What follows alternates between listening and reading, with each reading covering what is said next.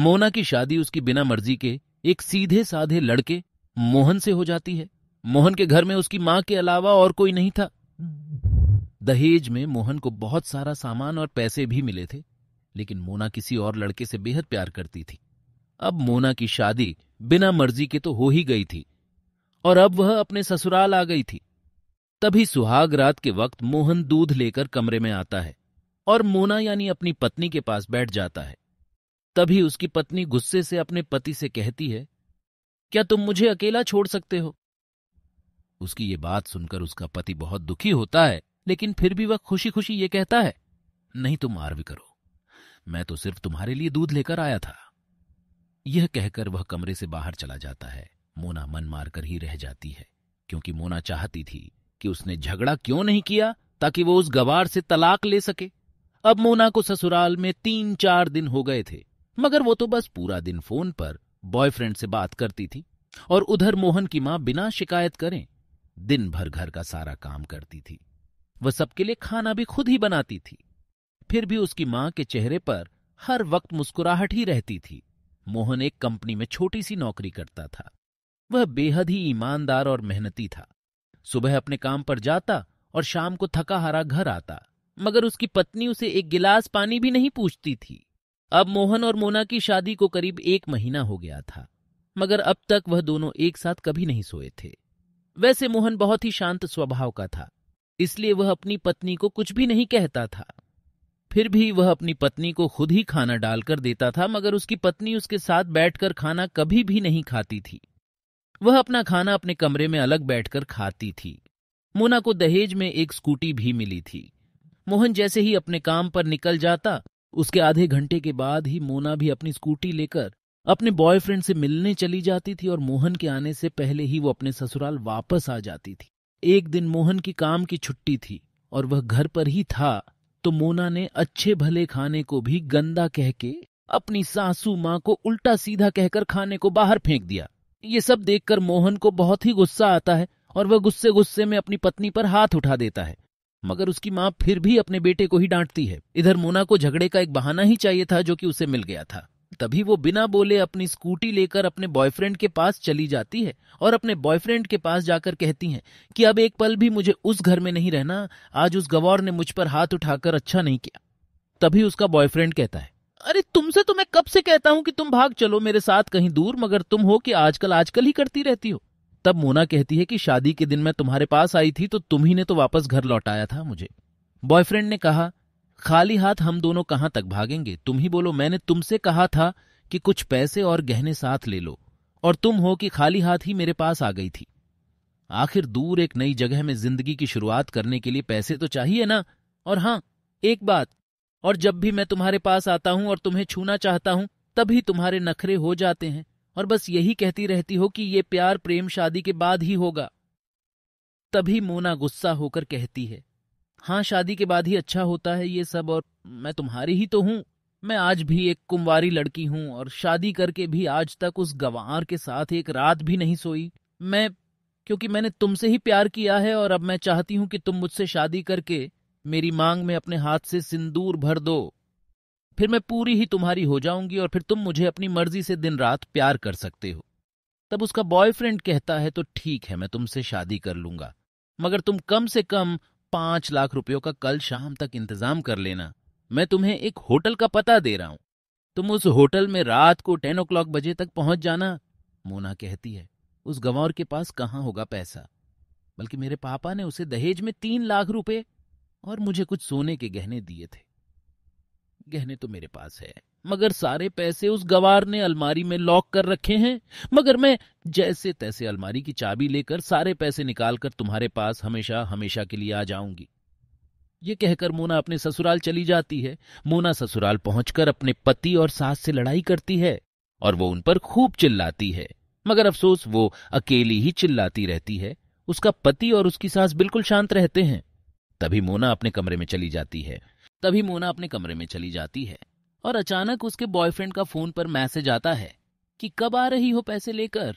Mona message का जवाब देती है, सब्र करो, मैं वक्त पर आ जाऊंगी। तब उसका पति दरवाजा खटखटाता है और अपनी पत्नी से कहता है कि खाना खा लो। तभी मोना कहती है, मैं खाना तभी खाऊंगी, पहले मुझे अलमारी की चाबी दे दो। मोहन दरवाजे के नीचे से चाबी देकर कहता है, ये लो, अपना काम करके खाना खा लेना, क्योंकि अभी तक मैंने और माँ ने भी खाना नहीं खाया। माँ ने कहा है हम आज साथ बैठकर ही खाना खाएंगे। मोना कहती है, माँ तुम खाना खा लो, मैं बाहर से खाना खाकर आई हूं। यह सुनकर मोहन चला जाता है। तभी मोना जल्दी से चाबी को उठाकर अलमारी खोलती है। अलमारी खोलकर वह उसमें क्या देखती है कि उसमें दहेज के पूरे पैसे, 3 लाख और सारे गहने तो रखे ही थे, बल्कि उसमें एक डायरी भी रखी हुई थी। वो उसे खोलकर पढ़ती है तो उसमें लिखा था, प्रिय पत्नी, मुझे और तुम्हारे पिताजी को पता है कि तुम किसी और लड़के से बेहद प्यार करती हो, मगर तुम्हारे पिताजी ने पता लगाया है कि जिससे तुम प्यार करती हो उसकी पहले भी एक बार शादी हो चुकी है और वह लड़का बहुत सी लड़कियों को धोखा भी दे चुका है। पर तुम्हारे पिताजी तुमको उस लड़के के बारे में कुछ भी ना बता सके, क्योंकि उन्हें पता था कि ये जो इश्क का नशा है वह हमेशा अपनों को गैर और गैरों को अपना बना देता है। इसीलिए तुम्हारे पिताजी ने मेरे आगे हाथ जोड़कर ये कहा कि मेरी बेटी का हमेशा ख्याल रखना। एक बाप के मुंह से एक बेटी की कहानी सुनकर मेरी भी आंखों में आंसू आ गए और मुझे यकीन हो गया था कि एक अच्छा पति होने का सम्मान मुझे मिले या ना मिले, मगर एक दामाद होने की इज्जत मैं हमेशा पा सकता हूं। और मुझे दहेज में मिले सारे पैसे और सोने के गहने मैंने तुम्हारी अलमारी में रख दिए हैं, क्योंकि दहेज के नाम से मुझे नफरत हो चुकी थी। इस दहेज के ही कारण मैंने अपनी बहन और पिता को खोया था, और मेरे पिता के अंतिम शब्द भी यही थे कि किसी बेटी के बाप से कभी 1 रुपया भी दहेज ना लेना। और उस डायरी में यह भी लिखा था कि तुम मुझसे आजाद हो और तुम कहीं भी जा सकती हो। डायरी के बीच के पन्नों में तलाक के पेपर रखे हैं, जहां मैंने पहले ही अपने साइन कर दिए हैं। जब तुम्हें लगे कि अब इस गंवार के साथ नहीं रहना, तब तुम भी इस तलाक के पेपर पर साइन करके अपने सारे पैसे और जेवर लेकर जा सकती हो। मोना डायरी पढ़कर हैरान थी और परेशान भी थी। न चाहते हुए भी उसके गंवार पति के शब्दों ने उसके दिल को छू लिया था। अब वो न चाहते हुए भी गंवार पति के अनदेखे प्यार को वह महसूस करने लगी थी। वह फूट फूट के रोने लगी। डायरी में आगे लिखा था कि मैंने तुम्हें इसलिए मारा क्योंकि आपने मां को गाली दी, और जो बेटा खुद के आगे अपनी मां की बेइज्जती होते सहन कर ले, फिर वह बेटा ही कैसा। इसलिए मुझे माफ कर देना, क्योंकि मेरे लिए मां का दर्जा सबसे बड़ा है, और तुमको मैं दुल्हन बनाकर अपना हमसफर बनाने लाया हूं। तुमसे जबरदस्ती करने नहीं, आपको मुझसे प्यार होना हो, लेकिन मैं अंत तक सिर्फ आपसे ही प्रेम करता रहूंगा। अब फैसला तुम्हारे ही हाथों में है। अब मोना समझ चुकी थी और उसकी आंखों से आंसू बह रहे थे। अचानक मोना के बॉयफ्रेंड का फोन आता है। तभी गुस्से में मोना अपने फोन को स्विच ऑन ऑफ करके फोन का सिम कार्ड तोड़ देती है।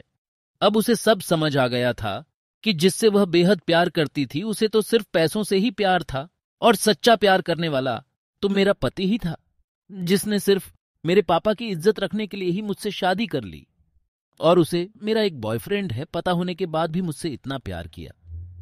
मैं अपने पति का प्यार क्यों नहीं समझ पाई। ये सब सोचकर वह रोती रही। फिर उसने रोते हुए अलमारी का सारा सामान जैसा था वैसे ही रखकर ना जाने कब सो गई। अगले दिन मोना सुबह देर से जागी। तब तक उसका पति मोहन ऑफिस जा चुका था। फिर मोना ने पहले नहा धोकर साड़ी पहनी, फिर लंबा सा अपनी मांग में सिंदूर लगाया, जबकि पहले एक बिंदी जैसी साइड पर सिंदूर लगाती थी ताकि कोई लड़का ध्यान ना दे और किसी को ये पता ना चल जाए कि वह एक शादीशुदा है। मगर आज तो 2 किलोमीटर से भी दिखाई दे ऐसी लंबी और गाढ़ी सिंदूर लगाई थी। फिर उसने अपना मंगलसूत्र पहना और किचन में जाकर सासू मां को जबरदस्ती कमरे में आरवी करने भेज दिया, और खुद अकेली सबका खाना बनाती है। पहले सासू मां को खाना खिलाती है और फिर अपने पति को फोन करके उसके ऑफिस का पता पूछती है। उसका पति उसको ऑफिस का पता देते हुए सोचता है कि कहीं उसकी पत्नी ने तलाक देने का फैसला तो नहीं कर लिया, मगर उसे कहाँ पता था कि वो अब सुधर गई है और उसे ही अपना पति मान चुकी है। इतने में ही उसकी पत्नी स्कूटी लेकर उसके ऑफिस खाना लेकर पहुंच जाती है। पत्नी को देखकर पति हैरान हो जाता है। तभी वह अपनी पत्नी से पूछता है, सब ठीक है ना, मां ने तुमसे कुछ कह तो नहीं दिया। उसका पति सवाल पर सवाल पूछे जा रहा था। तभी अचानक पत्नी सबके सामने अपने पति के सीने से लिपट जाती है और उससे कहती है कि सब ठीक है, मगर मुझे तुमसे कुछ कहना है। पति कहता है, हाँ कहो।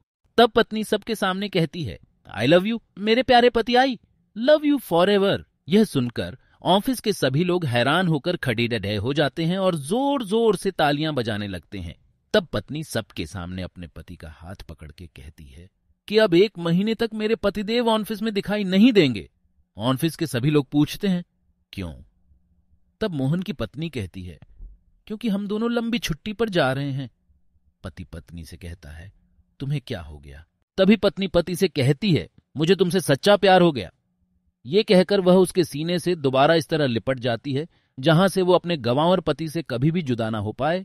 तभी उसका पति भी बहुत खुश हो जाता है और फिर वो दोनों अपने घर चले जाते हैं और खुशी खुशी अपना जीवन बिताते हैं और हमेशा खुश रहते हैं।